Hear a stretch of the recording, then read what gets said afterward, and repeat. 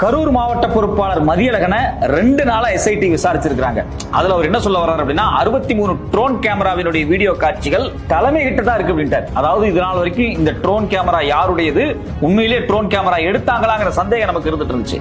இன்னைக்கு பத்திரிகை செய்தியில் என்ன சொல்லிருக்காங்க அப்படின்னா இந்த ட்ரோன் கேமராவை அரேஞ்ச் பண்ணது எல்லாமே தலைமை கழகம் அப்படின்னு சொல்லி போட்டுட்டாங்க. இங்க தலைமை கழகம் அப்படிங்கிறது ஆதவ் அர்ஜுனா தான். அதனாலதான் இந்த வீடியோ காட்சிகள் வெளியே வந்தா நாம தான் A1 குற்றவாளியா மாறிடும் அப்படின்னு ஆதவ் அர்ஜுனா டெல்லிக்கு ஓடி இருக்கார். ஆதவ் அர்ஜுனாவினுடைய ஒட்டுமொத்த நாடகமும் அம்பலமாக கூடிய இடம் எது அப்படின்னா ட்ரைப்ஸ் வெளியிட்டு இருக்கக்கூடிய அந்த 2 வீடியோ. அதுல பாதிக்கப்பட்ட 2 பேருமே பேசியிருக்காங்க. அவங்களுக்கே தெரியாம உச்சநீதிமன்றத்துல அவங்க பேரை வச்சு ஒரு கையெழுத்தை போட்டு மனு போட்டிருக்காங்க தமிழ்நாடு சிறப்பு புலனாய்வு குழு விசாரணைக்கு எதிராக. அப்ப இந்த வேலையை செஞ்சது யாரு? தாவேகாவும் அதிமுகவும் இதுக்கு பின்னாடி இருக்கிறாங்க. இதை வழிநடத்துறதுல ஆதவ் அர்ஜுனாவுக்கு என்ன பங்கு இருக்கு? இந்த விபத்து நடந்து ஒரு 48 மணி நேரத்துக்குள்ளேயே ஆதவ் அர்ஜுனா டெல்லிக்கு போனார் இல்லைங்களா? அவர் போகும்போது அவர் எடுத்துட்டு போன ஹார்ட் டிஸ்க் எத்தனை?